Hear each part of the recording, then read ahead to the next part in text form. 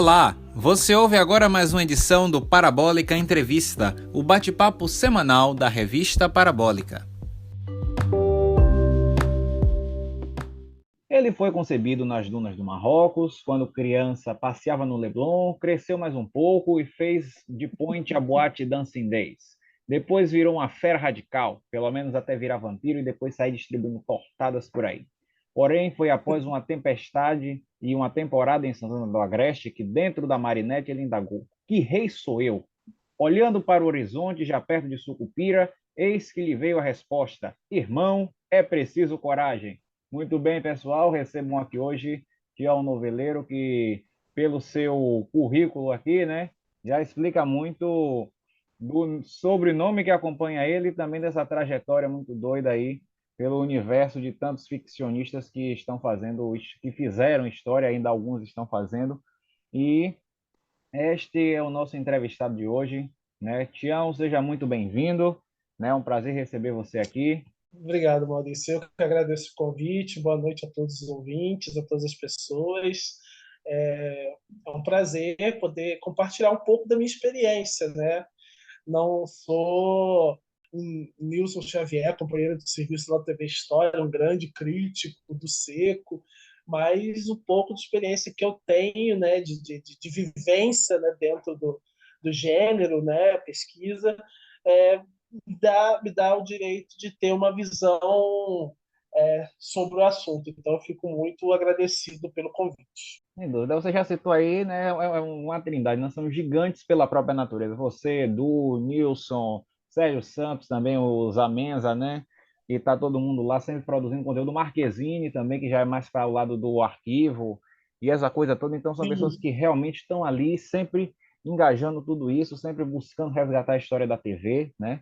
E é isso, né? Não tem por onde, né? Realmente são, né, pessoas que resgatar esses momentos, principalmente no momento que a gente está agora, que a gente está buscando essas raízes de volta, é muito importante, porque saiu um pouco, né, nessa última década dessa coisa, né? Teve essa inspiração mais em séries para as novelas e para tudo de uma maneira geral, e agora acho que o pessoal está voltando, né, um pouco a esse tino, a esse norte de como se fazer um folhetim de fato, né? E isso é bastante exato. importante para a gente perceber, e vocês resgatando isso deixa a coisa melhor ainda, né? Dando com as Obrigado. curiosidades e com todas as coisas que a gente acompanha lá. Então, pessoal, hoje estamos aqui com o Tião, né? Ele já se apresentou, e aí eu vou fazer alguns reforços. Ele é formado em roteiro, é produtor de conteúdo do site Mufista, que ele mantém, e é um site assim que tem uma linha de pesquisa. Depois eu vou perguntar ele sobre essa linha de pesquisa que ele faz, né? Que é algo Uhum. simplesmente genial. Além de ser também um dos colunistas do TV História, que é um site também muito interessante, que traz essas histórias da TV. Então, por exemplo, se tem uma novela que está agora no ar, sempre vai ter alguma curiosidade sobre ela, sempre vão rememorar alguma coisa interessante, e isso é muito bom, né? Até o Tião fez um texto outro dia sobre a Thaís de Andrade, que é uma atriz que é muito interessante a trajetória dela, e que Sim, muito não se ouve falar, né? Ouve-se muito pouco, e ela marcou a história dela na televisão, e infelizmente morreu muito cedo, e exato. tantas outras Uhum. coisas. E aí o Tião fez essa memória, né, de trazê-la de volta à cena, né, pelo menos em forma de texto, para a gente não deixar morrer essas pessoas importantes para a gente, né? Verdade. Então eu queria primeiro começar te perguntando o que o Tião Noveleiro está vendo agora, nesse momento? O que é que você está fazendo aí de maratona? O que é que você está acompanhando? Né? O que é que você tem acompanhado fortemente? Rapaz do céu. Olha, apesar de levar Tião Noveleiro é, assim como um sobrenome, como um pseudônimo, né? Eu confesso para você que, tipo assim, atualmente eu tenho assistido muita coisa. Curiosamente, nenhuma das tramas atuais do momento eu tenho assistido, né? A minha expectativa maior, eu acredito que de muita gente seria Travessia, mas a novela, para mim, não me envolveu, acabou que ficou aquém das minhas expectativas como espectador, então eu acabei que eu não deixei de mão, né? Então, no momento atual, eu estou assistindo Bambolê no Viva, né? Porque É uma novela que nunca foi reprisada, né? Então, tipo, inédita para muita gente, né? Ela foi produzida em 1987, né? Então, tipo, 35 anos sem uma reprise, né? Então, tipo assim, uma oportunidade de ouro de poder conhecer essa história, essa trama, né? Que tem tido até uma pegada assim bem interessante. Ela não tem aquele, ela não tem cara de novela, sabe? É uma coisa muito assim, parece uma coisa muito informal, né? Acho que é muito do estilo do Daniel Mais, o autor, né? Já falecido, por ele ter trabalhado muito como colunista de jornal, ele escreve como se tivesse fosse uma tônica de uma crônica de costumes. É como se você estivesse lendo uma história publicada em jornal. São pequenos acontecimentos, mas nada que se transforme numa cartaz, né, da novela tradicional que a gente está acostumado a assistir, né? Tanto tenho assistido Bambolê, tenho maratonado Anjo Mal, mas como comentei ontem com uma pessoa no Twitter, eu não consigo assistir a novela assim, sabe, correndo. Eu gosto de prestar atenção nos detalhes, eu gosto de prestar atenção no ambiente, nas situações. Então, tipo assim, ainda não cheguei no capítulo 30 de Anjo Mal, né? Eu confesso que Pecado Capital, Bem Amado estão paradas também, né? E acredito que a Anjubal também vai ficar parada, porque se tudo se confirmar, elas por elas entrar no catálogo da Globoplay em janeiro, eu vou dar play em Elas por Elas, que é outra novela que também tenho um sonho de assistir. Enfim, o Tião Noveleiro tem consumido muito streaming, sabe?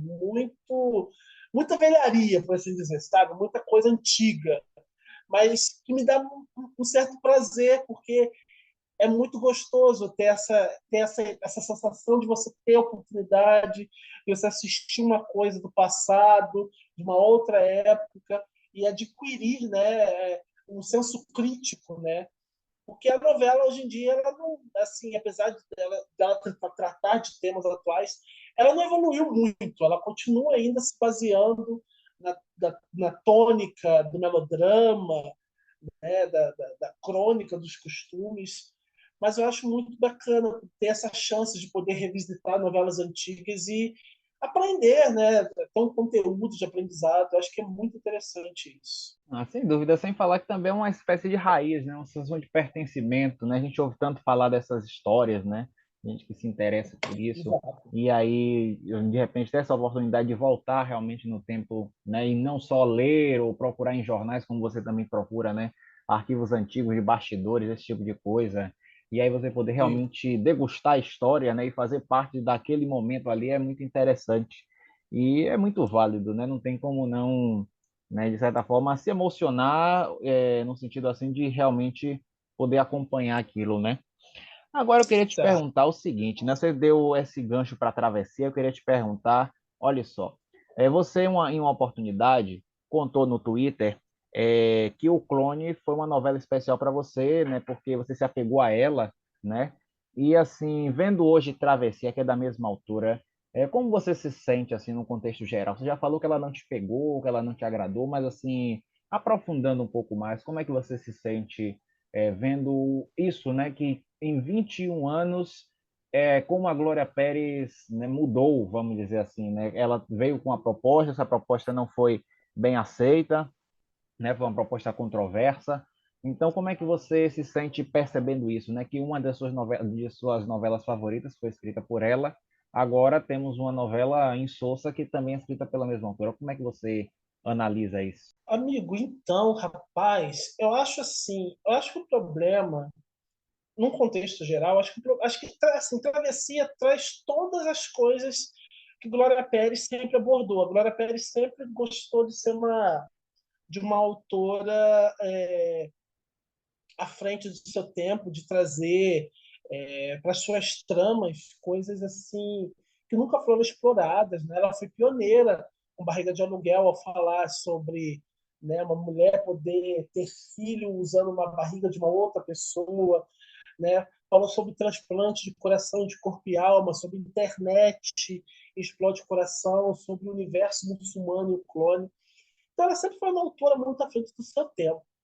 Eu acho que o grande erro, eu sempre, assim, quando sempre me questiono com relação à travessia, eu acho que o grande erro para mim de travessia foi ela ter segurado a trama da Brisa, o grande plot da história, o desenvolvimento dessa ação, que foi de descobrir que a Brisa estava sendo vítima de uma fake news, né? De um deepfake feito por um adolescente que prejudicou a sua vida. Ela segurou isso durante uma semana de novela. E isso é muito trágico. Assim, se a autora, se o autor, novelista, ele não tiver uma outra história que venha sustentar, que venha. Está sendo muito bem defendida por ela, diga-se de passagem, ela é uma baita atriz, né? Longe disso. Mas ela perdeu muito, sabe? Ela não aproveitou, ela não apresentou a heroína de uma forma correta. Tanto que quando eu comecei a assistir a segunda semana da novela, todo mundo falou assim: ah, não, agora a novela começou. Que aí a gente começou a ter simpatia pela protagonista. Então eu acho que ela demorou muito e deu muita voz. Mas a Glória ela se perdeu justamente nisso, em dar um foco maior para o antagonista, com um peso muito grande, que é na Jade. E todo mundo sabia que ela seria alvo de críticas, né? E deu muito pouco destaque para a Brisa. A trama da Brisa, de uma certa forma, o diretor da trama, ele está tirando leite de pedra, ele está fazendo o máximo que ele consegue fazer com o texto da Glória. É uma pena que Travessia ela veio com uma embalagem muito bonita, ela veio com uma proposta interessante, que a proposta da novela de discutir temas como deepfake, deep web, fake news é muito válida. Só que o contexto que ela criou para o desenvolvimento da trama acabou não surtindo o efeito esperado, né? Então, é uma pena que a novela não está, ela lidera no Ibope, ela está em primeiro lugar, mas está longe de alcançar a repercussão e o sucesso que Pantanal, sua antecessora, teve, né? É uma pena. Ah, sem dúvida. E assim, eu até lembro, né? Você deve conhecer a Paula Moretti, que é um perfil que tem lá no Twitter, né? E aí ela Sim, falando a sim. respeito de como seria, não, calma, gente, né? Nós gostamos de Pantanal, vamos amar a Travessia e vamos curtir essas novelas enquanto a novela do Valci não chega, né? Porque fica aquela coisa, né, do Valci e tal, essa questão que o pessoal, né, pega no pé dele, aquela coisa toda, enfim. Aí ela falou sobre isso, aí agora eu tava recordando, eu digo, infelizmente esse tweet dela envelheceu igual leite, porque a gente está penando com essa novela, né? E eu fui uma das pessoas que até defendia agora nisso, eu digo, não, não é porque tem novela que é assim mesmo, né? Que começa assim, e depois quando chega lá, ela vai desenvolver a história da Brisa, ela só tá ganhando tempo, né? Eu ainda pensei que isso seria uma possibilidade. Infelizmente não foi, realmente ela trocou um pouco ali os pés pelas mãos, deixou se sobressair realmente a Jade, como você falou. E o grande problema também foi a Jade ser inserida como uma protagonista, né? No fim das contas, ela era uma das quatro protagonistas. Realmente é aquela coisa, independente de ser famoso ou não, um ator iniciante ele tem que começar de baixo, né? Ali ela deveria começar ali Sim. como a filha daquela amiga da Brisa lá de lá de Vila Isabel, por exemplo, que é uma que aparece Uhum. menos, né? Por exemplo, Exato. enfim, esse tipo de coisa, porque essa é a trajetória, né? A não ser que seja realmente uma atuação meteórica de algum ator, que ele já vai de protagonista no início na televisão, porque do contrário, aquela coisa vai para o teatro, vai para o cinema, começa fazendo pontas, e aí vai, de fato, despontando na carreira. A Jade logo já cai de paraquedas nessa situação toda. Mas é isso, né? Agora é correr contra o tempo, vamos ver aí, né? A Glória parece que tem algumas cartas na manga, mas né, pelo menos até a audiência tem subido, né? Ela não tem Sim, ficado tão. a novela tem melhorado, né? Assim, tipo assim, eu abri mão da história, né? Eu vejo muita gente comentando que alguma coisa ali melhorou, assim, a audiência tá até, assim, tá, tá elevando aos pouquinhos, sabe? Mas eu acho que é muito complicado, né? Quando a novela já não começa bem, o autor, imagina a cabeça do autor, né? Você tem que tirar assim da cabeça uma coisa para você poder salvar um projeto que foi estruturalmente, metricamente pensado. Então, tipo assim, mas eu acredito que a Glória vai conseguir superar, né? Ela é mestre nisso, sabe? Eu acho que o que pecou foi o que eu comentei, né?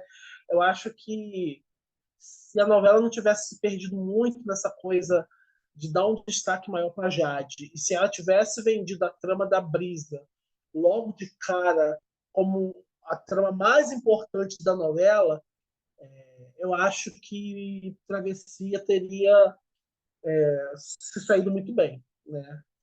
Mas eu acredito, eu confio na Glória. Apesar de eu não estar assistindo a novela, assim como não assisti São Jorge na época, eu acredito que ela vai se sair bem, sabe? Ela é uma autora consagrada, anos de experiência, tem um aprendizado com a mestra de todas, que é a Janete Claire. Então, tipo, ela vai conseguir tirar de letra todos esses percalços iniciais que a Travessia teve, até porque a novela vai até maio de 2023. Com certeza. Ouvindo você falar, eu me lembrei até daquela história, né? Você falou de ter de refazer planos e tudo mais. Eu lembro do Gilberto Braga, né? Que ele lançou ali o Dono do Mundo, planejando várias coisas e achando que seria de fato uma história que a galera ia comprar, né? Os telespectadores. Só que infelizmente não foi assim. E aí ele deu aquele depoimento dizendo que escreveu a novela todo deprimido, né? Porque não foi nada como ele previu e enfim, né? E hoje em dia se Exato. tornou um clássico cult, né? Hoje em dia o pessoal reverencia essa obra. Mas é isso, né? No Exato. fim das contas, hoje as pessoas conseguem compreender a proposta dele. Na época, não. Enfim, sociedade diferente, um mundo diferente, Isso, né? Então, talvez ele exatamente. estivesse até à frente do tempo demais, vamos dizer assim.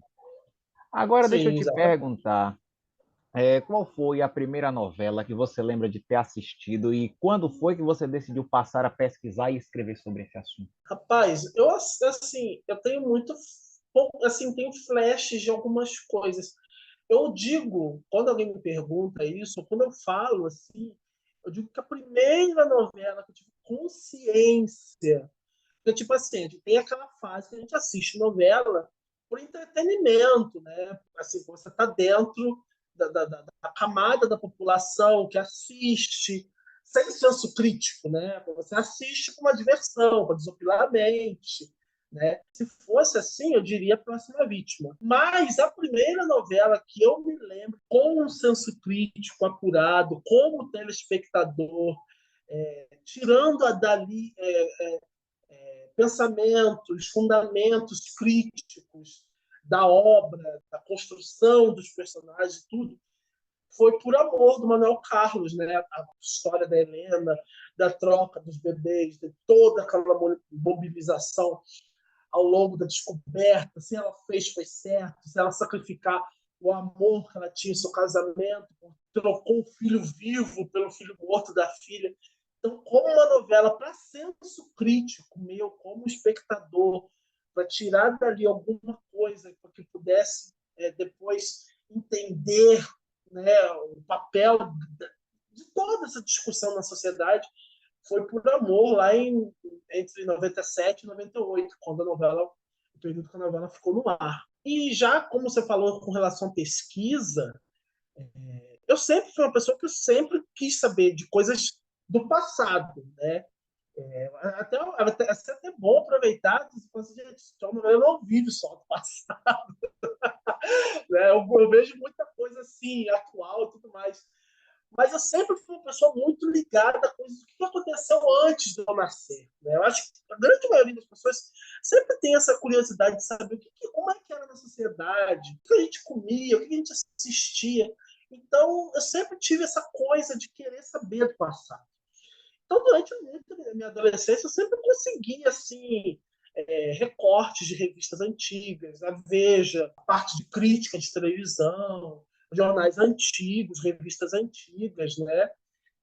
Na época que ainda a gente frequentava a biblioteca, assim, ia numa biblioteca, e depois com a internet, né? Livros, né? As emissoras, pelo menos a Globo foi a pioneira aqui no Brasil a lançar dicionários, livros sobre a história das suas novelas, das suas produções, né?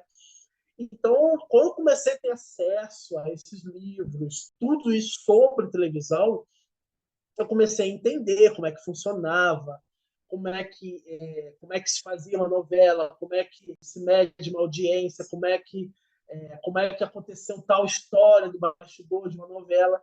E isso, ao longo do tempo, vai se aprimorando, né? Hoje em dia existem sites, acervos de jornais disponíveis na internet, né? E eu sempre tive essa curiosidade de poder saber mais histórias. Então, eu acho que foi por isso que eu tive essa vontade de passar para quem gosta de televisão, para quem gosta de novela, essas curiosidades, né? Tipo, coisas que, tipo assim, às vezes as pessoas não vão pesquisar, mas quando existe alguém que vai lá, pesquisa, então eu acho bacana, sabe? A gente poder compartilhar isso com as pessoas terem noção de como é que era a coisa no passado. Eu acho isso muito interessante, sabe? Ah, sem dúvida, e ainda aguçando mais a curiosidade da gente, né? A gente ainda tinha na época o video show, né?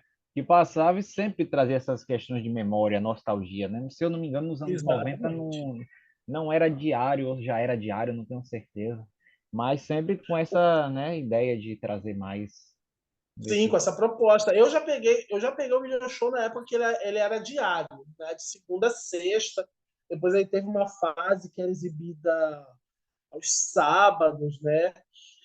E o video show foi uma grande vitrine, né? Para quem gostava de música, né? Eu crescia assistindo video shows, bastidores de televisão. Meu quadro favorito era o Túnel do Tempo, quando a gente tinha chance de ver pequenos trechos de programas antigos, novelas antigas, humorísticos antigos. Então era a oportunidade que a gente tinha, né? E como eu não tinha videocassete para gravar, né? Então, tipo assim, muitas coisas ficaram na memória, né? E como é que a gente podia imaginar que hoje, anos depois, décadas depois, a gente teria acesso a esse material inicialmente no YouTube, né? O YouTube foi uma plataforma que, de uma certa forma, ajudou a gente voltar a ter esse contato com mídias antigas, né? Com vídeos antigos, e logo em seguida com o canal Viva, né? Que foi um projeto muito ousado e interessante da própria TV Globo, de resgatar coisas do acervo, né, antigo, que muita gente não assistiu e que você tem a possibilidade, né? Então, acho tudo isso foi muito válido, né? Assim, apesar de que as coisas no Brasil demoram para chegar, né? A gente engatinha muito com relação a justamente esse tipo de preservação de memória, de, de exibição de material antigo, né? Até por causa também de direitos autorais, direitos dos artistas, né?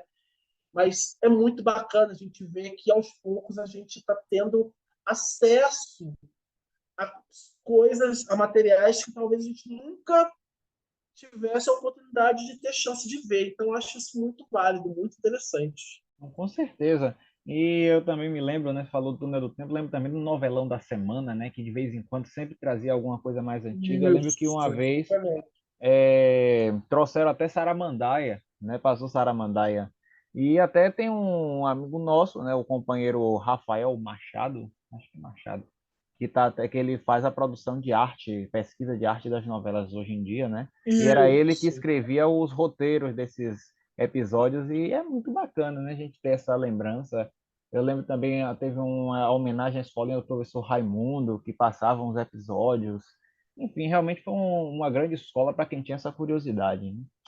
E aí você falou sobre o canal Viva, né? Assim, você já falou um pouco dessa expectativa de poder ver grandes clássicos e tudo mais. Agora, o que é que você acha referente à programação de hoje?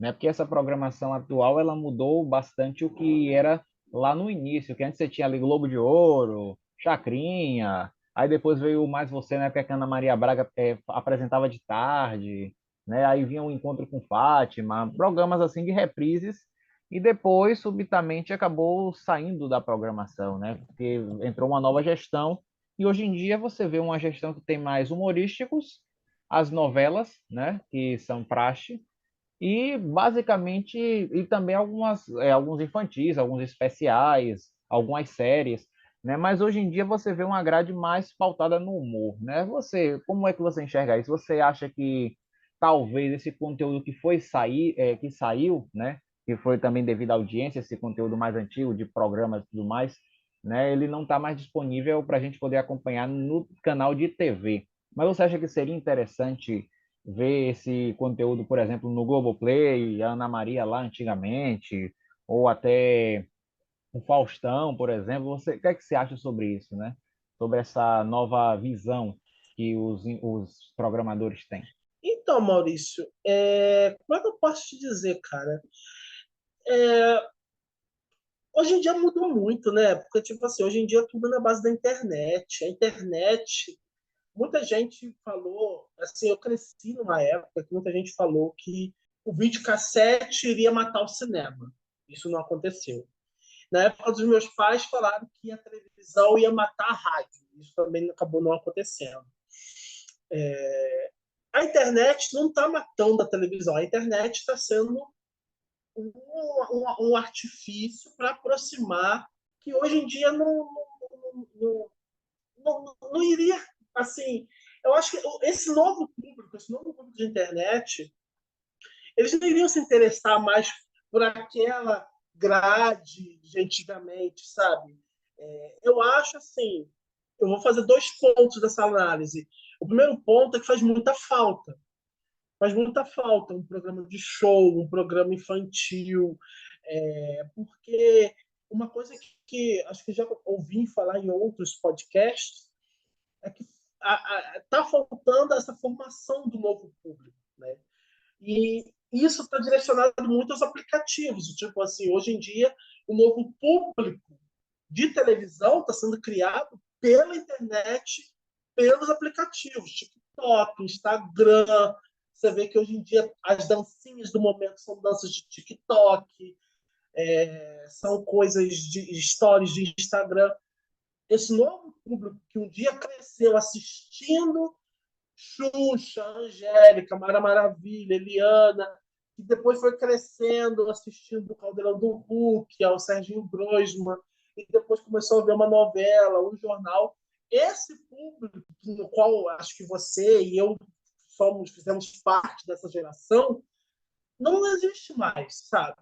Então faz muita falta, né, um espetáculo, né, feito para criança, como a Globo fazia na década de 80, Vinícius para criança, Arca de Noé, Pirlim Pim Pim, grandes nomes, né, shows tipo Chico e Caetano, que a Globo fez na década de 80, né? Eu acho que hoje em dia não há espaço, porque não há interesse desse público, sabe? Mas uma coisa que eu acho muito interessante é que quando assim faleceu, por exemplo, o Tarcísio Meira e resolveram reprisar um episódio do especial Tarcísio e Glória, o público foi ao delírio, sabe? Já havia sido exibido no Viva, mas praticamente passou em brancas nuvens. E quando a Globo exibiu uma forma de homenagear o Tarcísio Meira, o público foi ao delírio, a internet foi ao delírio, muita gente pedindo para a Globo exibir mais episódios do programa. Então você vê como é que são as coisas, sabe? Agora, quando o Jô Soares também, infelizmente, faleceu, eles reprisaram um especial com as melhores sketches do Vivo Gordo, também o público foi ao delírio, sabe? Eu acho que há espaço no streaming. No streaming há espaço, porque é uma coisa que, tipo assim, vai ficar lá, as pessoas vão ver, vão descobrir, vai virar meme. Tem muita coisa antiga que tá voltando a ser meme, sabe? As pessoas estão descobrindo isso, eu acho isso muito bacana. Mas, ao mesmo tempo, eu enxergo que não há espaço isso mais na TV aberta. Infelizmente, a TV aberta está muito segmentada. A TV aberta está querendo pegar o público da internet, né? Colocando influencers, né? Já explicou um exemplo da novela das 9. Ela quer fazer uma linguagem mais próxima do público, né? A gente vê hoje um exemplo claro, é o Casimiro fazendo sucesso nas transmissões da Copa do Mundo, né? Apesar da Globo ainda com o Galvão Bueno ainda monopolizar muita audiência, mas você nota que o Casimiro está ali, comendo pelas beiradas. Então, tipo assim, é um público que já foi criado, cresceu com a internet e está consumindo a internet, né? E não, a televisão não deixou de ser ainda a grande mãe do público brasileiro, né? Mas se vê muito que se perdeu, a televisão perdeu muito essa coisa de fazer com que a nova geração continuasse crescendo diante dela. A internet, se existe uma coisa, do meu ponto de vista, que a televisão perdeu, foi justamente isso. Deixar o público dela, a nova geração de telespectadores, vir criar hábito com a internet, com o YouTube, com os YouTubers, com os influencers digitais, com as plataformas digitais. A televisão perdeu isso e ela está tentando, eu vejo que ela está tentando correr atrás, unindo forças entre o streaming e o veículo de televisão, né, as produções atuais. Então, acho que só retificando, a internet não vai matar a televisão, o streaming não vai matar a televisão, a Netflix não vai matar a Globo, como muita gente falou. Eu acho que tá para haver uma consolidação entre os dois lados, onde um vai precisar do outro para poder seguir adiante, sabe? Com certeza, sem dúvida, porque, por exemplo, você falou daquela coisa, né, de uma coisa aí matando a outra historicamente, e assim, o jornal até hoje sobrevive mesmo que a duras penas, por exemplo, o rádio está aí também, né, tem uma utilidade agora na qual mesmo pessoas viajando e ouvindo jogos, né, pelo rádio, e a televisão também tem uma coisa, nós temos essa cultura no nosso país, né, então realmente é uma questão de Isso. readequar ao mercado, ao que está acontecendo e se adequar às tendências, né, eu também consigo perceber assim. Você até estava falando aí sobre. A gente estava falando sobre essa questão da internet. Eu me lembrei agora, né, dessa questão de segmento.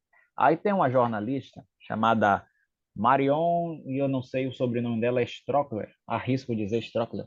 E ela foi editora Uhum. do Caderno Ilustrado da Folha de São Paulo. E aí ela saiu, né, para poder criar o UOL. Né? Ela foi uma das pessoas que criou o UOL. E aí ela falava assim, né, que ela vinha de um jornal, que era a Folha. E o UOL possibilitou a ela ser uma banca de revistas completa, justamente por causa desses segmentos variados, né? Então você está na internet, você tem um Uhum. universo, né? É aquela coisa realmente não tem segmento, né? Você encontra de tudo, por exemplo, no Twitter você vai encontrar de tudo, no Instagram você encontra de tudo que você precisa. Aí vai também Spotify, os podcasts, você tem uma infinidade de coisas, né? E aí vai nessa loucura toda e realmente não tem como frear algo que se tornou universal, né? Que até era o nome, né? Rede Universal de Computadores, uma coisa assim. E acabou gerando essa loucura toda que a gente está vivendo, né? E agora deixa eu te perguntar aqui o seguinte, né? Você é colunista do TV História, como eu já falei anteriormente, né? E você também mantém o portal Mofista, né? Você já falou que gostava de Sim. pesquisar, de observar as coisas e tudo mais. Mas assim, e como é essa sua rotina de pesquisa para encontrar as coisas? Você vai ali, né, pesquisando, pesquisando, vai anotando o que acha interessante, ou é uma pesquisa assim mais pautada, procurando coisas realmente específicas? Como é essa sua rotina para poder chegar onde você quer? Então, rapaz, como é que eu posso explicar? Mas eu só fazer um rápido paralelo sobre isso. O Mofista nasceu na necessidade de querer escrever. Então, tipo, eu fiquei muito. As primeiras pesquisas minhas pro Mofista eram mais baseadas nas minhas vivências, sabe? Eram mais baseados nas coisas que eu vivia, que eu experimentei, né?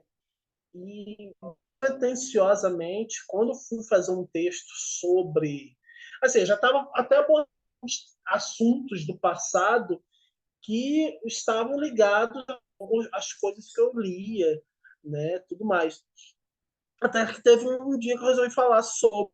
a história do Mário Gomes, a famosa história da cenoura que apareceu enfiada, vocês sabem aonde e tudo mais. E Ah, isso, clássica história.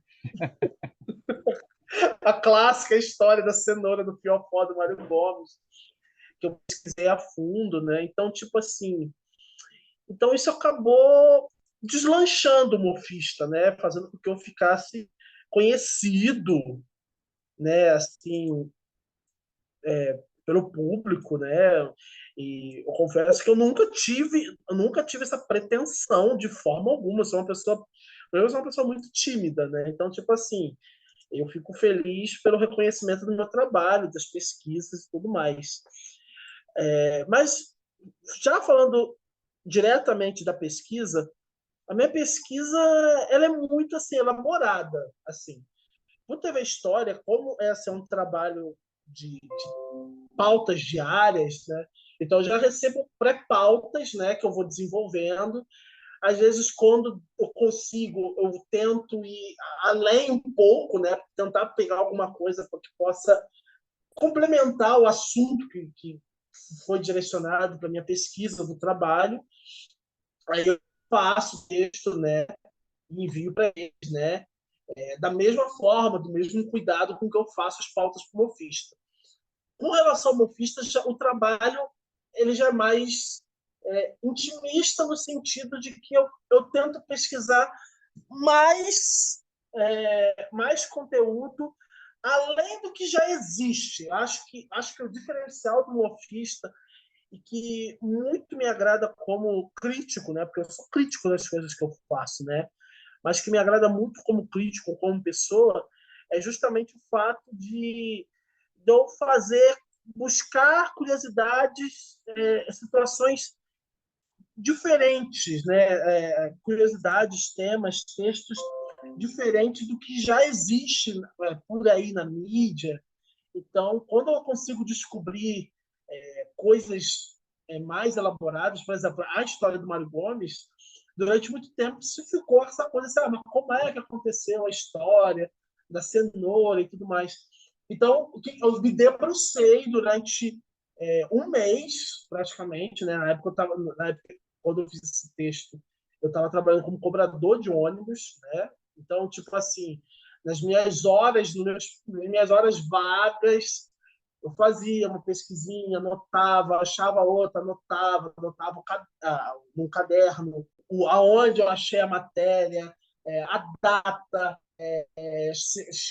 recortava a matéria do jornal, sabe? Então, havia esse cuidado de separar várias fontes jornalísticas, vários detalhes jornalísticos, para que eu possa desenvolver o texto com várias visões, porque assim cada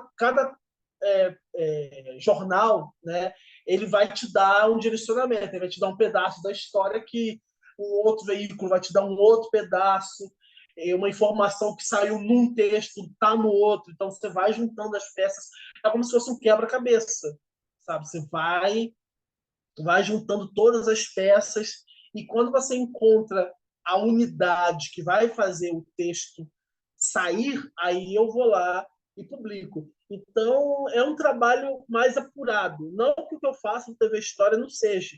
Ele é tão apurado quanto.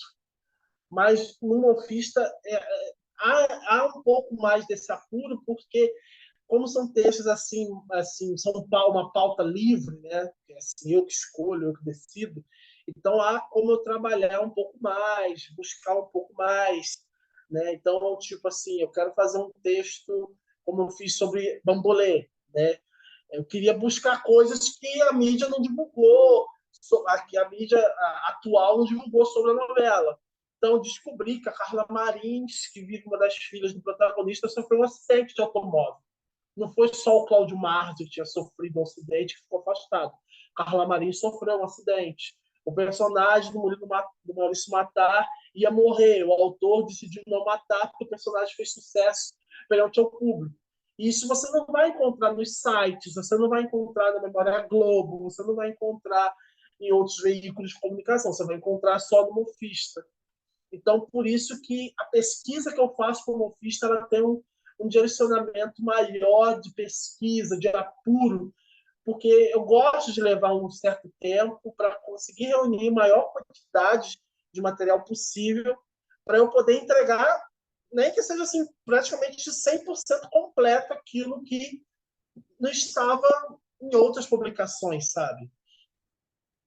Não entendo. E assim, é aquela coisa, como você muitas vezes talvez não tenha um prazo de entrega, por exemplo, aí você vai penteando o texto, vai trazendo mais coisas, né? E vai também, de fato, modelando uma coisa que não se torna só, vamos dizer assim, mais um mero texto, ou vamos dizer, uma matéria que você publicou, se torna de fato uma reportagem, né? Algo bruto e algo que realmente a pessoa vai ler aquilo ali, vai ver realmente que você fez um trabalho imenso, né? Uma pesquisa imensa. Isso daí também agiganta o conteúdo e se torna também, de certa forma, um caso de amor, vamos dizer assim, porque quem escreve, né, muito tem essa coisa de intimidade, né? Então você está fazendo ali o seu texto, aquela coisa toda, então você quer que fique uma coisa bonita e com certeza depois, quando você vai olhar, dá orgulho de ver a coisa pronta, né? Dizer assim, olha eu que fiz, né? E, enfim, né? É uma coisa assim que realmente não Mas tem eu preço. sempre falo que eu não sei como é que assim, as outras pessoas encaram, mas eu sempre digo que é como se fosse uma gestação, como se fosse um parto. Sim, Escrever é um parto, sabe? Escrever é uma gestação, leva meses, né? Escritores de livros, autores de livros, eles vão cozinhando aquilo durante meses, sabe? E você quer fazer o melhor possível, sabe?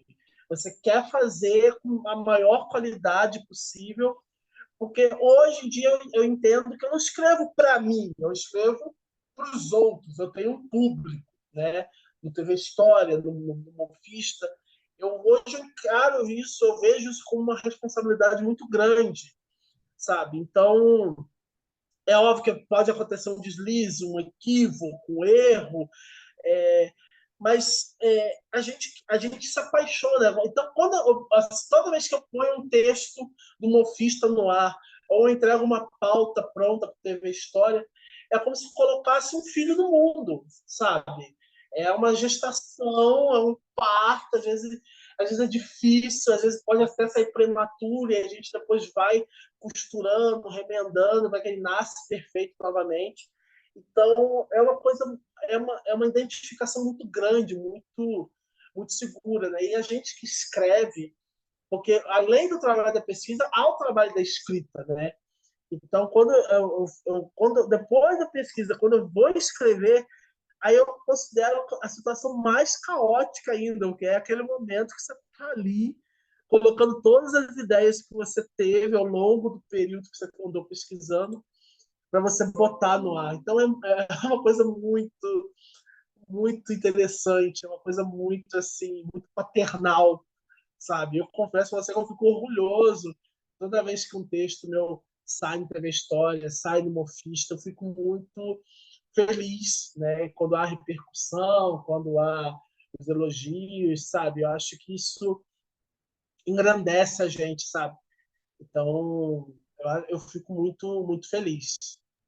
é uma sensação de dever cumprido, né? No fim das contas, assim, você, Isso. poxa, eu fiz e fiz muito bem, né? Não sei você, mas quando eu termino alguma coisa assim, né, que vai para publicação, aí eu sempre retorno para ler, aí eu fico lendo várias vezes ali, olha só o que é que eu fiz aqui, né? Tipo, é bem uma coisa assim realmente paternal. Você citou até essa questão de trabalho. Olha, eu vou dividir com você um calvário que eu venho gestando já há 4 anos, né? Eu tive uma ideia para escrever um livro. E aí eu comecei. Só que aí nesta brincadeira toda, né? Já foram 5 versões dessa maravilha. Já tentei chutar o balde várias vezes, já dizer, não, eu não sirvo para escrever, e aquela coisa toda, aí eu não estou conseguindo tirar minha ideia do papel e tudo mais. Aí agora realmente retornei. Assim, é interessante você falar dessa questão de gestação, porque foi justamente hoje que eu consegui perceber que a protagonista com quem eu tive tantos problemas saiu do papel, ela ganhou vida própria. Hoje ela já tem braços, pernas, uma mente própria, uma história própria para contar, né? Então, tipo, ela já tem a vida dela em paralelo à minha, né? Então você já está convivendo ali com uma pessoa Uhum. irreal que você criou e é isso, né? Só se fosse de verdade, ela me chamaria de pai, com certeza. né? Enfim, É verdade. né? Essa coisa toda. E é isso, né? Enfim, é uma sensação ótima, né? Realmente a gente trabalhar com essa coisa toda que desenvolve para a gente um olhar, uma coisa mesmo de contato, né? Porque é uma arte. O que a gente o que faz não deixa de ser arte, né? Que muitas vezes a escrita, talvez só o literário seja tido como arte, mas a crônica ou até o texto, o artigo jornalístico, né? Que é esse modelo que é trabalhado, ele também não deixa de ser uma arte, principalmente pelo tom que é adotado, pela forma como é dito e enfim, né? E o orgulho que se sente depois mostra que realmente não é à toa, não é avesso e é arte, mas é arte no seu tom mais puro, né? Agora eu queria te perguntar o Uhum. seguinte, né? Você, comparando com as novelas dos anos 80 e 90, o que é que você acha que falta para as novelas de hoje, né? Porque antigamente, ok, que a gente sabe que, vamos dizer, entre aspas, né? Só existia a Globo, todo mundo só assistia a Globo, então Rock Santeiro dava 70 de audiência, Irmãos Coragem dava 90, esse Selva de Pedra deu 100 no Rio de Janeiro, aquela coisa toda, então, tipo assim, mas comparando, a gente sabe que há uma qualidade que é única e exclusiva daquela época. São coisas que a gente olha assim, a gente vê realmente, né, tudo, um preparo, um cuidado, né? E hoje em dia, talvez as pessoas percebam que não há mais esse cuidado todo em fazer algo. Então, o que é que você acha que falta para as novelas de hoje para resgatar essa sensação do passado de sentar e assistir um bom e velho folhetim e todo mundo está comentando, seja no Twitter ou na nossa roda em comum? O que é que você acha que falta hoje para agarrar o público? Amigo, no fundo, é como eu acho que comentei já lá atrás. Eu acho que a novela atual, ela está dialogando com a atual realidade do momento, né? Com o momento atual que a gente está vivendo, que é a era da internet, a era do streaming, né? Então, mas eu acho que não existe, não houve muita mudança, sabe? Das décadas. Eu acho que a novela ficou mais ágil, né? Muitos autores querem pintar a novela se fosse seriado americano. Pode ser tudo, mas ela não pode perder a essência que é a novela, que é o drama, sabe? Eu acho. Dentro do assunto sobre a evolução da telenovela, o Tião aproveitou para relembrar também algumas novelas do Manuel Carlos. Será que elas seriam aceitas hoje em dia? Será que a narrativa que a gente sente saudade poderia ser abordada tranquilamente, como foi nos anos 90 e também nos anos 2000? Vamos ver o que ele falou. Hoje em dia, eu nem falo pelo autor, mas o meu Carlos já é um senhor, já é idoso, já está na casa dos 80, né, quase 90 anos. Então, mas são dramas que hoje não iriam agradar o público, né? Mais que as coisas da crônica, do cotidiano, da, da empregada, amiga da patroa, essas coisas assim, o drama da Helena, do Leblon, aquela coisa solar, bossa nova, ela não iria fazer mais muito sucesso. O público de hoje, atual, ele quer aquilo, assim, ele quer um conteúdo rápido, sabe? Por isso que os autores, como eu comentei, muitos autores insistem nessa coisa assim, ela vai ter que ser ágil. O João Emanuel Carneiro tem que jogar em ritmo de série, como a Avenida Brasil foi. Né? E eu não vejo assim. Eu acho que a novela tem que ter uma boa história, sabe? Ela tem a clássica história da mocinha, do mocinho, o bandido que quer separar o casal, né? Uma trama paralela que chama o estopo quando a trama principal estiver um pouco desgastada, vai ganhar força lá na frente. Eu acho que a novela tem que ter um básico, sabe? O que vai acrescentar os elementos atuais, essa coisa para ficar mais jovem, para ficar mais antenado, isso tem que ser acrescentado aos poucos, porque ainda o público do sofá ainda é da nossa geração, sabe? É o público do sofá e também é um público que ainda não foi 100% dominado pelas redes sociais, né, como um todo, né? Existe muita gente que não assiste novela compartilhando seus pensamentos no Twitter, por exemplo, ou compartilhando a sua opinião em grupinhos de WhatsApp, né? São ainda aquelas pessoas que estão sentadas no sofá, que assiste todo dia, que liga a televisão naquele mesmo horário, no mesmo canal, entendeu? Então, eu acho que falta isso. Eu acho que falta.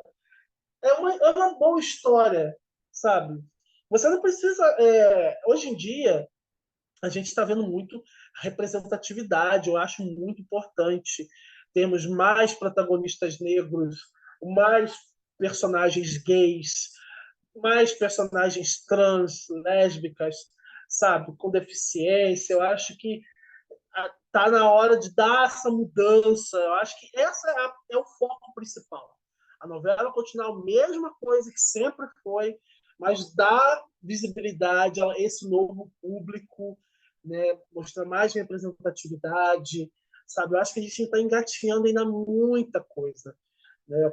O beijo gay, aos poucos, está começando a ser inserido dentro das novelas, não tá deixando de ser aquela coisa que acontecia só no último capítulo, como foi o beijo do Nico do Félix, e está entrando assim, um capítulo ali, outro colar, sabe? Então está mudando, a próxima novela das sete vai na fé, vai vir com uma boa parcela de protagonistas negros, com um elenco praticamente todo negro, sabe?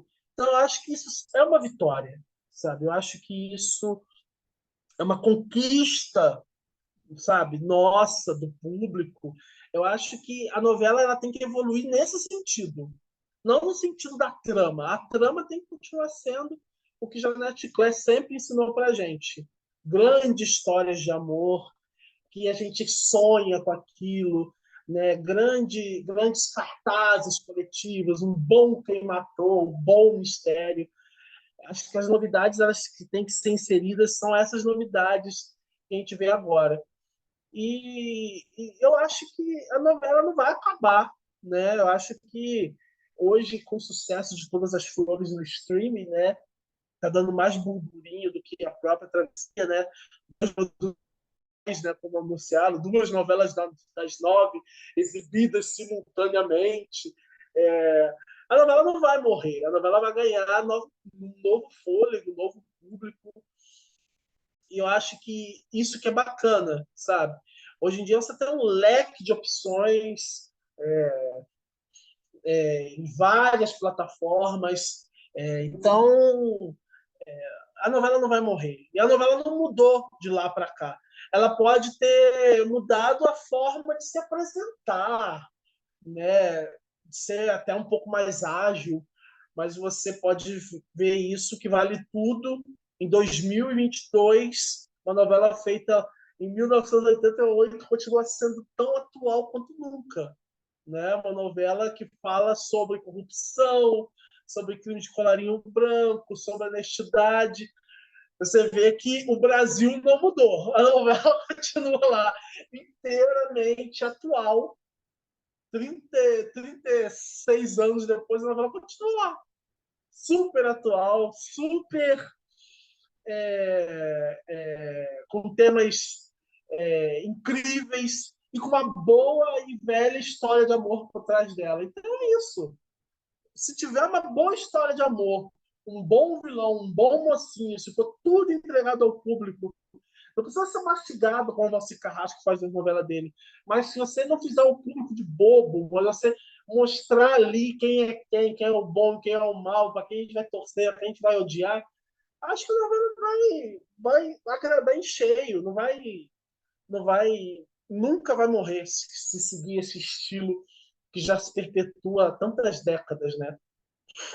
É verdade. E você citou a Janete, eu lembrei da Glória dizendo que é necessário saber voar, né? Que ela sempre tem essas ideias mais absurdas. E aí eu queria te perguntar o seguinte: você falou essa questão de uma boa trama, bem feita, e sempre com as raízes, né, do folhetim. Aí eu queria te perguntar assim, nos últimos 10 anos, 12 anos, né, de 2010 para cá, qual novela você destacaria que você acha que tem esse perfil de um clássico, vamos dizer assim, e que é bem moderno, né? Pode ser qualquer uma, que você acha que tem esse perfil, né? Não importa se fez sucesso ou não, mas que tem esse perfil de clássico realmente como você cita. Qual você citaria? Com todos os méritos, a Avenida Brasil. A Avenida Brasil foi a última cartaz coletiva, foi a vale tudo da minha geração, sabe? Foi uma novela que os acontecimentos aconteciam por capítulo. João Emanuel Carneiro, a mesma fórmula que ele está fazendo em Todas as Flores, ele fez sabiamente a Avenida Brasil, né? Então, foi uma novela, é um clássico moderno. Não tem o que se dizer, não tem o que se comparar. É um clássico. Eu acho que ditou moda, tanto que muitos outros autores tentaram, não digo copiar a trama, mas assim, copiar o modelo de que cada capítulo seja como se fosse o último, com agilidade, com ritmo de série, com muitos acontecimentos. Pelo menos a trama principal ali, né? O núcleo principal da novela, né? A raiz da novela ali. Mas você percebe que a Avenida Brasil foi a última cartaz coletiva nesses últimos 10 anos, né? Então, é um modelo, né? É um modelo ideal de novela que ficou para sempre registrado, né? Então, eu admiro muito, apesar de eu não ser fã de Avenida Brasil como um todo, né? Eu confesso que eu gostava muito mais da trama principal do que das tramas paralelas. Eu acho que se fosse fazer uma crítica ao João Emanuel Carneiro, eu acho que as tramas paralelas dele existem alguns núcleos que são desnecessários, principalmente os núcleos cômicos dele, né? Eu vejo que o pessoal tem reclamado também isso em Todas as Flores, né? Que ele é um ótimo criador de armar tramas centrais e paralelas que vão criando um grande clímax para jogar aquela cartaz que o público espera. Mas ele peca miseravelmente nas tramas de humor que são descartáveis, sabe? Que às vezes não fazem nem tanta falta assim dentro das suas histórias. Mas a Avenida Brasil, sabe? Se eu fosse escolher mais uma, Cheia de Charme, também foi uma novela das 7, né? A Avenida Brasil foi das 9. Cheia de Charme foi outra novela que, tipo assim, deu up no horário das 7, porque é um horário também muito problemático da Globo, que a Globo não sabe se investe em comédia ali ou se investe em melodrama, né? É um horário que é assim, nos anos 80 ficou marcado por grandes comédias do Cassiano, do Silvio, do Carlos Lombardi, mas que nesses últimos 10 anos tem acertado em alguns pontos, tem errado em outros, e Cheia de Charme vem na contramão que trouxe uma novela transmídia, né, quando houve aquele clipe das Empreguetes, que foi um grande evento na época, né?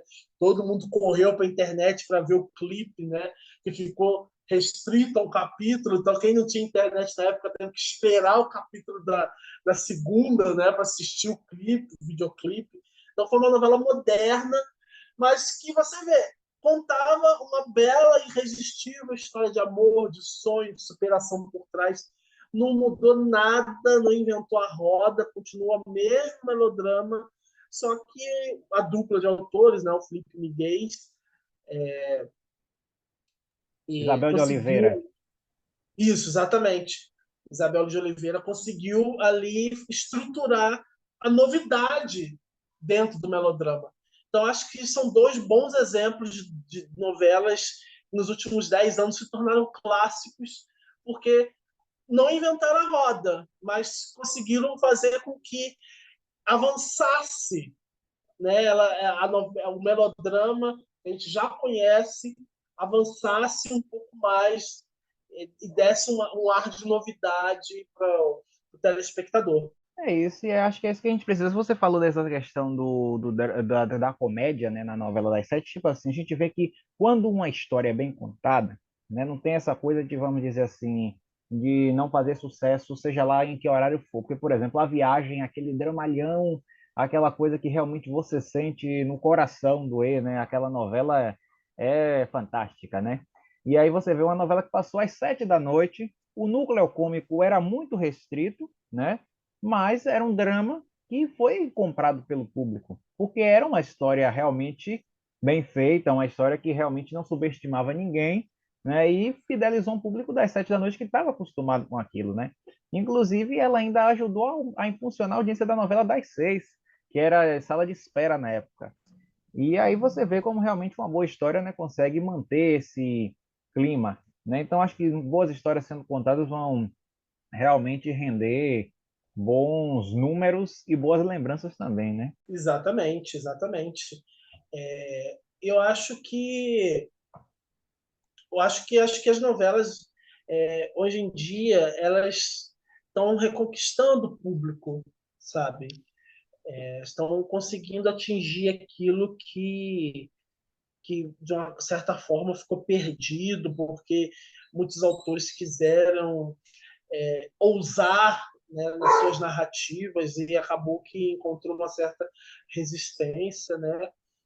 E só para não fugir do filão, mas já fugindo, quando você falou de outras emissoras, eu fico muito triste pelo fato da Record ter praticamente feito de suas obras grandes telecultos, sabe? Para doutrinar, para passar. Mas não que isso seja ruim, eu acho que a novela bíblica, se ela, assim como você citou, bem A Viagem, foi uma novela que passa uma mensagem de fé, mas não com o sentido de doutrinar, mas com o sentido de você alcançar o público, de passar uma mensagem de amor, de paz, de esperança, eu acho muito válido. Né? E no momento que a gente passou com pandemia, com esse governo, com tanta coisa que aconteceu na vida do brasileiro, se a novela vem ao seu encontro e passa uma mensagem de amor, de esperança, eu acho super válido. Eu acho que os Dez Mandamentos foi o último grande sucesso da Record, eu até incluo, como você falou, também de sucesso dos últimos 10 anos, eu coloco os Dez Mandamentos aí, porque foi uma novela que veio no momento que o público estava querendo um pouco mais de de esperança, de uma mensagem de fé. E a história da Bíblia, principalmente a história de Moisés, é uma história de superação, de transformação, de esperança. Então, eu acho que ela veio no momento certo, no momento ideal, que a gente estava vivendo num Brasil violento demais, sabe, com muito crime, com muito assalto, com muita corrupção. Então foi uma novela que veio com uma mensagem muito bacana, sabe, uma mensagem que tocou o coração de muitos brasileiros. Então por isso que foi um grande sucesso da Record. E a Record não soube administrar isso.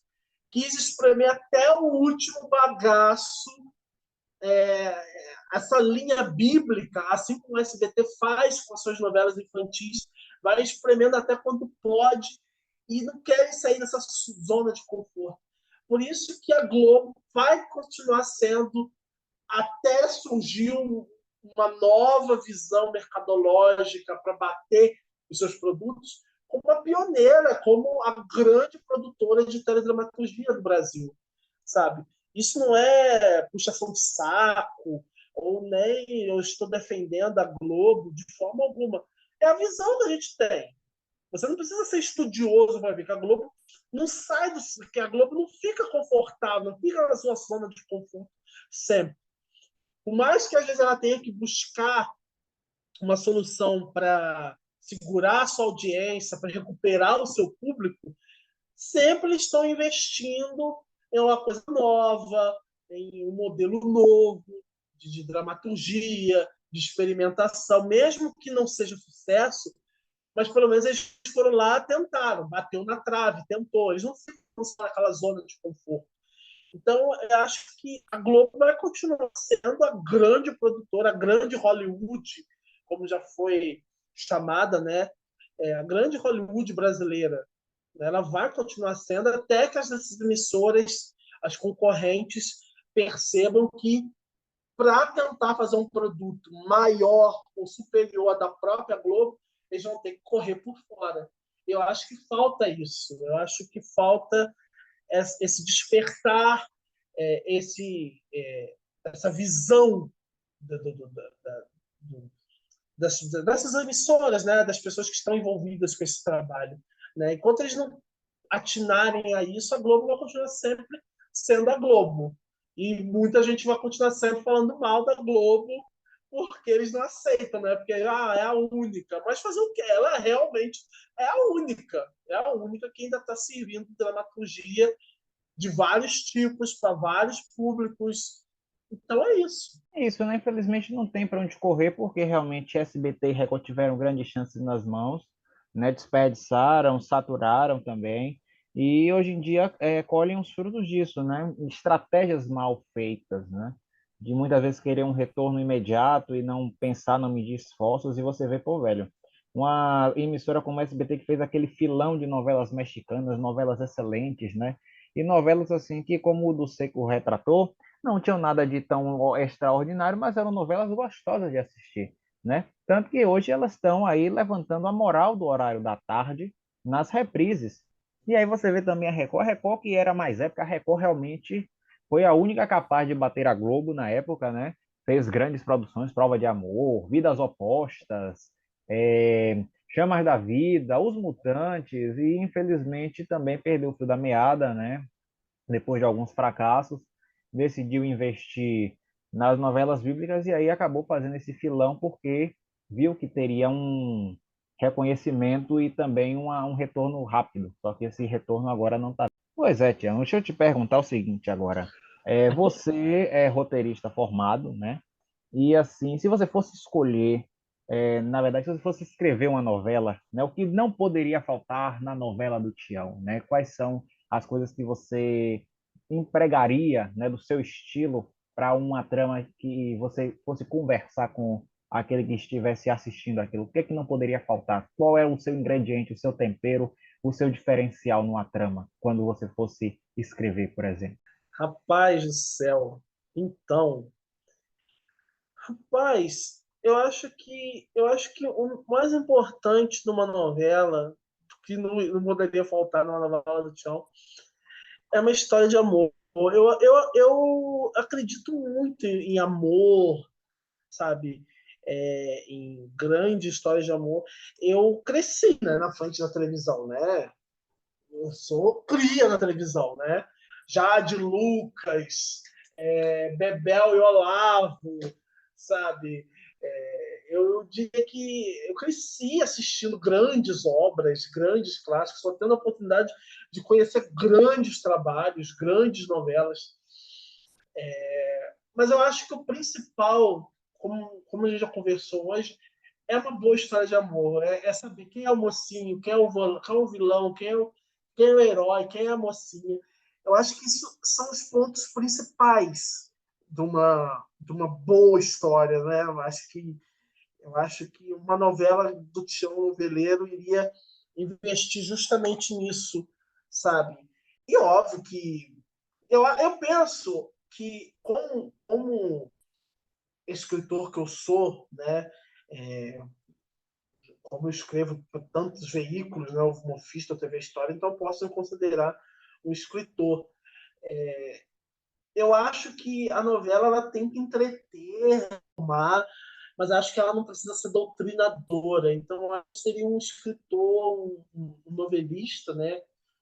Escritor já sou, seria um novelista que iria enxergar um pouco mais sobre falar sobre as coisas humanas. Eu acho que eu seria um escritor, um autor muito de vivências sobre as coisas que eu vivi ao longo da minha vida, sabe? Eu acho que eu não conseguiria ter a mesma cabeça como o Agnaldo Silva fez brilhantes novelas regionalistas, ou o Benedito Rui Barbosa, que escreveu grandes clássicos como Renascer, O Rei do Gado. Eu acho que eu não teria essa capacidade de fazer uma novela com esse estilo. Eu acho que eu seria mais puxado um pouco do Gilberto Braga, né, daquele universo chique da Zona Sul, dos ricos, né, dos milionários, né, um pouco disso, e um pouco da Glória Pérez, né, dessa coisa popular.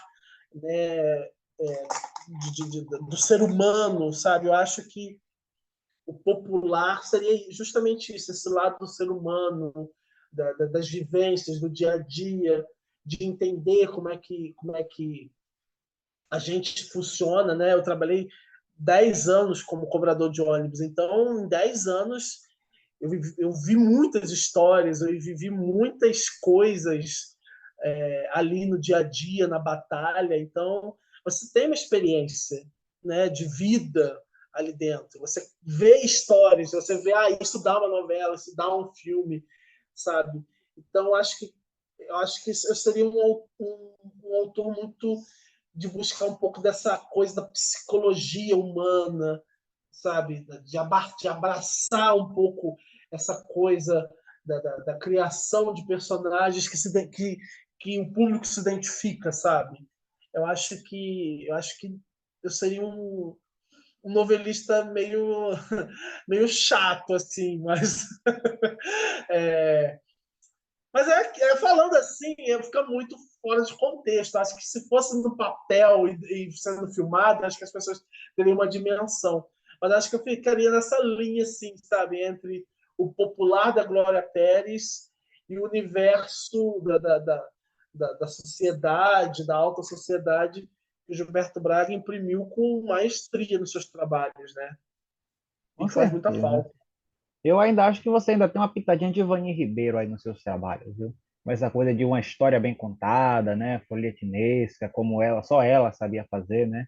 Realmente abarcar o público. Até o próprio Gilberto contou uma vez que ele estava assistindo o Final Feliz, e aí um dos ganchos que a Ivani colocou no capítulo foi que era a Natália do Vale e José Wilker, e aí eles iam embarcar num barco, e aí ele convidava ela para passear, e o gancho era esse, se ela ia dizer sim ou não no outro capítulo, mas ele disse que a Ivani fazia de uma forma tão boa que mesmo assim dava vontade de você assistir mesmo sabendo qual poderia ser a resposta, ou mesmo sendo um gancho mais bobo. Então, fazer o simples com excelência é uma coisa muito importante, né? Não à toa que ela escreveu clássicos que estão aí até hoje, né? A galera lembra muito de Agatha Comeu, Mulheres de Areia, que, né, enfim, dispensa comentários, né? E A Viagem também, né? E até os outros menorzinhos, né? Menorzinhos, né, no sentido de dizer de menos sucesso, no caso, né? Como é, O Sexo dos Anjos, Quem é Você, né? Que ela começou, mas não terminou. E por aí vai, né? A Carpintaria da Boa Sim, Novela, né? exatamente. Eu acho que assim, todos os autores vieram com essa carpintaria, né, bebendo da fonte de Janete, de Dias, de Cassiano, de Silvio, né? Eles são os mestres, né? Posso dizer que são grandes mestres e deixaram a sua marca. Acho que é importante isso, sabe? Você ser original, sabe? Eu acho que, além de você fazer o tradicional bem feito, é você ser original, né? Então, eu acho que os novos autores estão tentando deixar essa sua marca. Eu ainda não vi ainda, acho que uma autora que eu posso dizer para você que acho que tá deixando essa marca muito evidente, é, que vai vir agora com Vai na Fé. Rosane Esqueci o nome Zwartmann. dela. Isso, exatamente.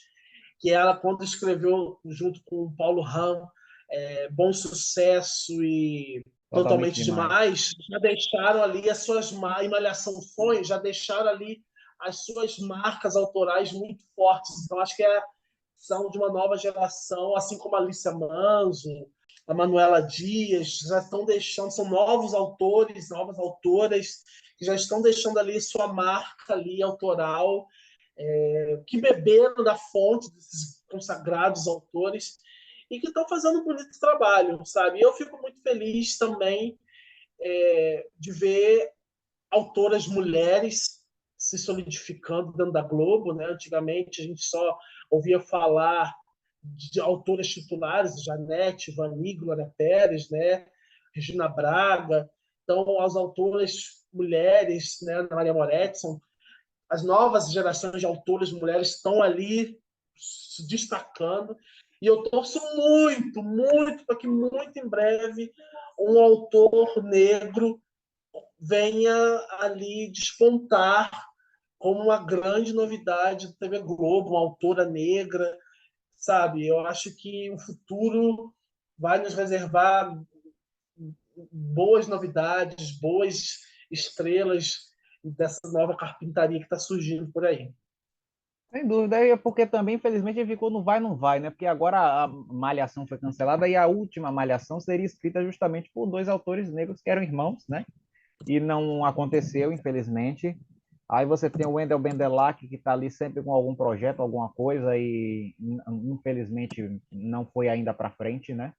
E também Renata Dias Gomes, que também não foi para frente o projeto que ela tinha na Globo, que era a série sobre Dias e Janete, né? Que ela é neta deles. E aí fica sempre nesse vai, não vai, e nunca chega. Mas uma hora vai chegar, com certeza, né? E é importante, né? Deus quiser. Principalmente, né, por perceber que realmente é um mercado que você não vê autores negros, assim, no fim das contas.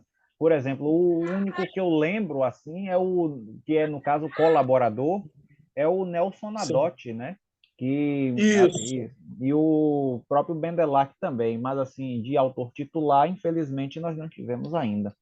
E você entrou num ponto que eu ia realmente te perguntar, que é o seguinte, né? Uhum. Como é que você vê hoje a renovação desses roteiristas? Porque hoje em dia, né, embora tenha tido esse processo, né, você vê aí a Alessandra Codi, aí tem Mauro Wilson, a própria Maria Helena Nascimento, que vai chegar aí com a novela das 9, a Manuela Dias, né, como você citou e tudo mais, mas vem sendo um processo lento.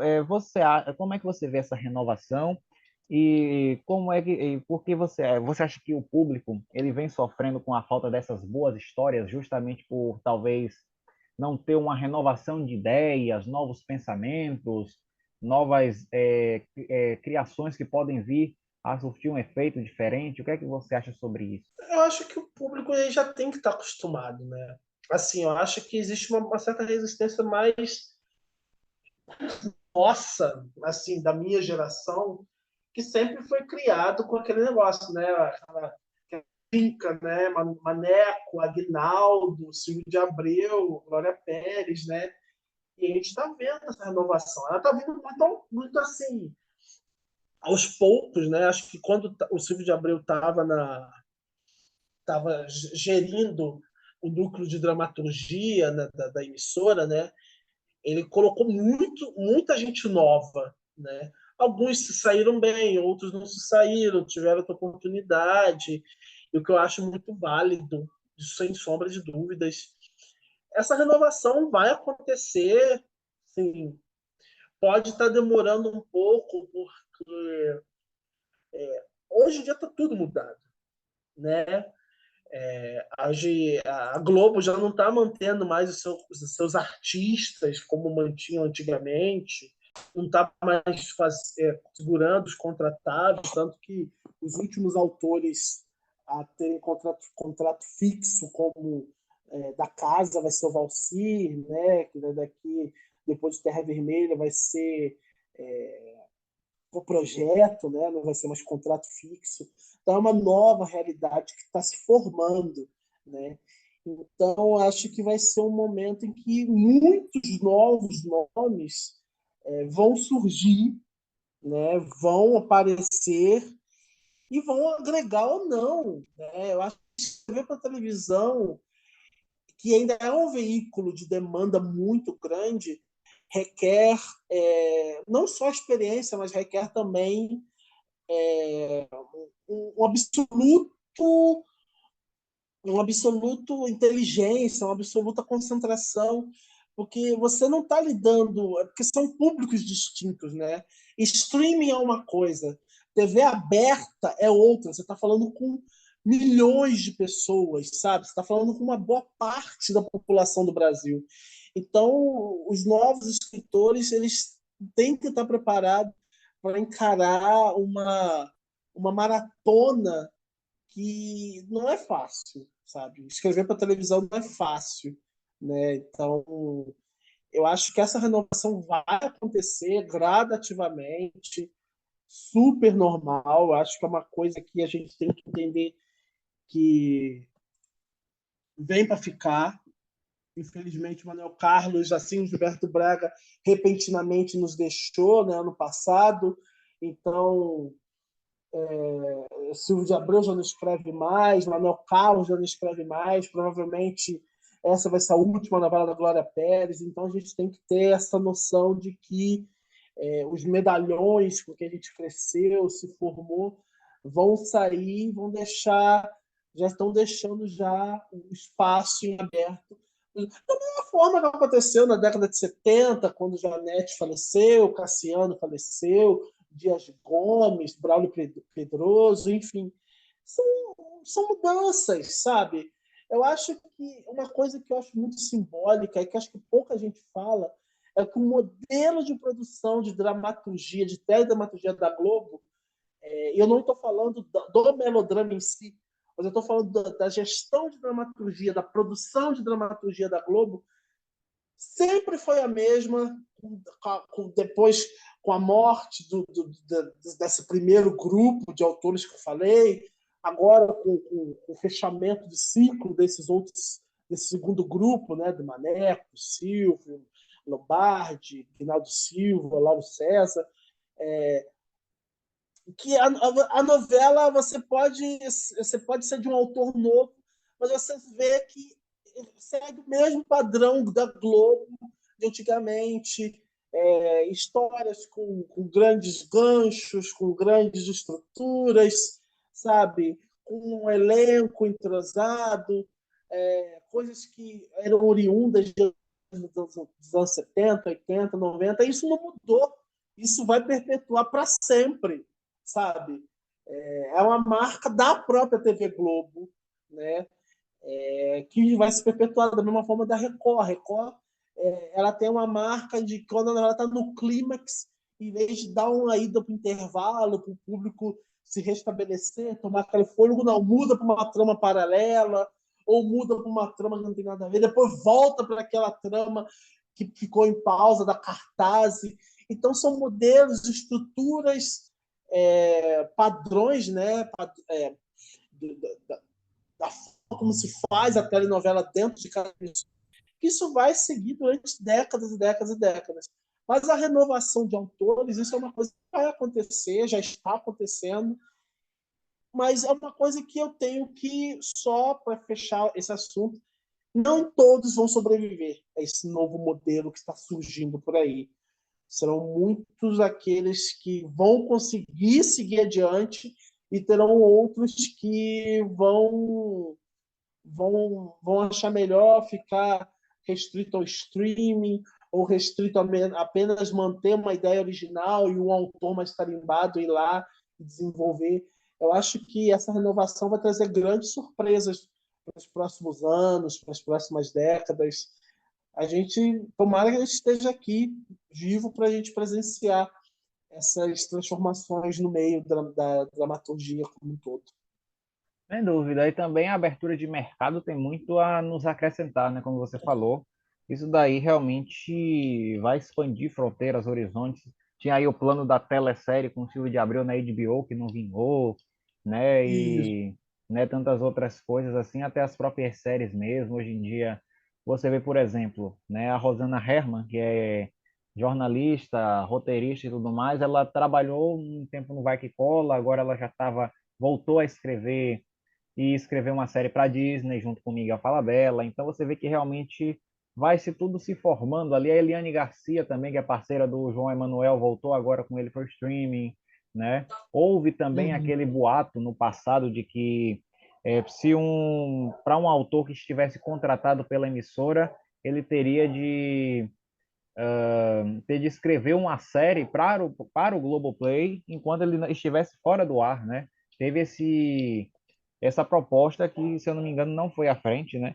Justamente para poder movimentar esse mercado, para poder realmente trazer retornos, porque tem salários a serem pagos. Então, se a pessoa ficar 4 anos fora do ar, né, tá ali sendo um dinheiro, vamos dizer assim, entre aspas, jogado fora, né? Porque você tá ganhando para não produzir, entre aspas, né, na questão corporativa. Então, realmente, essa abertura de mercado tem muito, né, a nos acrescentar e, sobretudo, para escritores que agora vão poder ter essa oportunidade com essa abertura desse mercado, né? A gente espera que dê tudo certo, porque realmente ser roteirista no Brasil é uma coisa que a gente para analisar e realmente é como se fosse um Olimpo, né? Um Everest.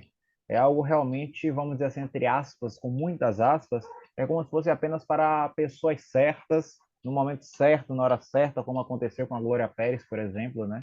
E no fim das Exatamente. contas, não deveria ser assim, né? Deveria ser mais amplamente divulgado, né? Porque hoje em dia você vê realmente um sucateamento da cultura, né? A questão, os livros hoje em dia também se tornaram mais sedimentados, né? As grandes editoras querem hoje trabalhos em louco de quem possa realmente produzir algo que vá trazer um retorno imediato. E você investir em um ficcionista hoje em dia realmente é um perigo, porque se o negócio não der certo, você apostou todas as fichas nele, né? Então, hoje em dia, para você sonhar em entrar em algo e trabalhar esse algo, realmente você tem muitas vezes que tirar do seu próprio bolso, né? E tudo isso se Justamente. torna realmente nocivo, porque a gente percebeu nesses últimos anos o quanto a cultura foi importante para a gente, principalmente no momento de pandemia. Todo mundo dentro de casa foi fazer o quê? Foi assistir série, o Globoplay, de forma estratégica, trouxe de volta as novelas, então as novelas, os livros, né? E por aí vai. Então a arte e a cultura estão muito presentes. Mas se você não investe, como é que a coisa vai andar, né? Então esse é um grande problema Justamente. também para a gente poder refletir, pensar e tudo mais, né? E é isso, né? Com Com a certeza. esperança de que as coisas melhorem, porque do jeito que estão, melhoraram bastante, mas precisa ainda de muitas evoluções, né? Agora, Bastante. Tião, eu queria te perguntar o seguinte, que era algo que deveria realmente ser dito de início, mas eu acho que talvez te pegue agora de surpresa, porque talvez não seja Uhum. uma resposta fácil. Mas vamos ver, né? Se você já tem na ponta da língua ou não. Qual é a sua novela favorita? Você tem uma novela favorita? Rapaz, eu tenho várias, né? Bom, então vou dar Mas se uma eu colher fosse de chá. escolher, Então pode falar. Né? Que se você preferisse, eu iria te sugerir fazer um top 5, mas já que você, né, pode falar então. assim, eu acho, assim, como eu te falei, graças a Deus, eu estou vivo para ver grandes obras, grandes novelas, né, que a Globo produziu, outras emissoras. Bem, pessoal, como vocês puderam perceber, eu fiz uma pergunta para o Tião e ele iria responder, porém, no caso, ele respondeu na gravação. Só que durante a edição nós percebemos que o áudio ficou muito baixo e infelizmente não daria para pôr aqui. Então eu vou dizer para vocês o que foi que ele disse. As novelas que ele elencou como as melhores de todos os tempos, na opinião dele, foram Vale Tudo e Rock Santeiro. Agora nós seguiremos com o curso normal do episódio.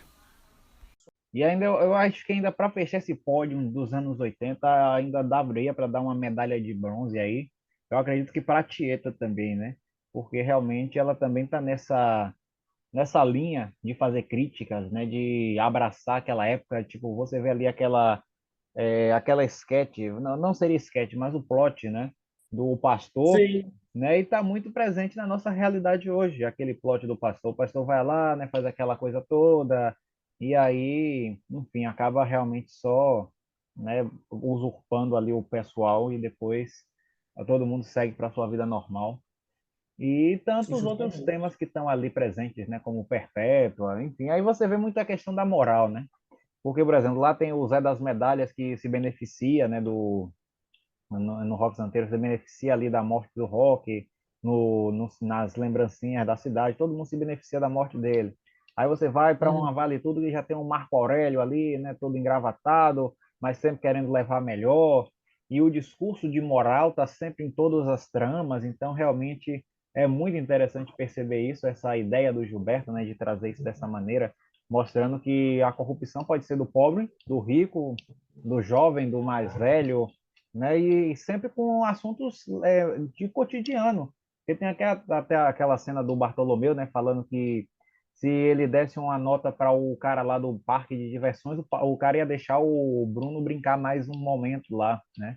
E aí por aí vai. Sim, E aí tu vê Perpétua, né, com aquela moral toda emperequetada, toda embonecada, e no fim das contas era mais uma na multidão, né? Não tinha nada de santo, ela não tinha nada, né?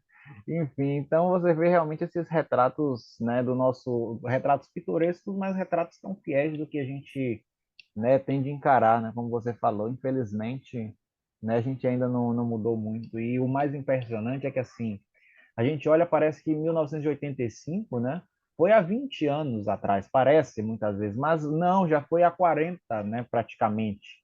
Então, realmente, Exatamente. essa redoma do tempo é muito doida, porque a gente vê uma mudança política que está acontecendo, a gente vê uma mudança social, mas tudo muito atrelado ainda a esse passado. Embora o passado pareça que é há muitos anos atrás, onde a galera ainda escrevia a máquina de escrever, assistia a televisão naquelas telas pequenas, né? Não tinha internet, né? E tudo mais, mas você ainda vê como a nossa sociedade ainda está muito não avançada, né? Nós temos hoje em dia tecnologia, né? Um contexto social bastante diferente, mas parece que o nosso vínculo de nós com nós mesmos continua o mesmo daquele povo naquela época, né? Mas então, Sim, pessoal, eu gostaria bastante de agradecer a presença do Tião aqui neste papo, neste longevo papo. Se desse, a gente conversaria aqui por muito mais tempo. Eu vou já agendar, né, para o ano que vem a volta do Tião aqui, para a gente poder fazer um painel, discutir mais coisas, né, fazer assim uma super produção mesmo, entendeu? De, sei lá, quem sabe a gente aluga um espaço lá na Record para poder passar, ou então na Globo também, né? A Band também aluga espaço, então a gente vai fazer isso para vocês poderem conferir, né, essa grande super produção. Enfim, Tião, muito obrigado realmente pelo seu tempo aqui, né? Agradeço Larissa, eu demais. agradeço, mas eu estou muito feliz pelo convite, por essa conversa, por esse bate-papo. Foi muito agradável falar de novela, falar sobre coisas que eu gosto, né? Novela, apesar de não estar assistindo as atuais, mas é um assunto no qual eu tenho familiaridade. Eu posso não ser um grande expert, mas é aquilo, né? Você vai estudando ali, lê daqui, vai adquirindo experiência. Então, eu estou muito feliz, né, com esse convite.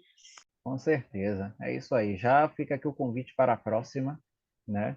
Que infelizmente não poderá ocorrer mais esse ano, mas ocorrerá no ano que vem, né? Num novo dia, num novo tempo que começou.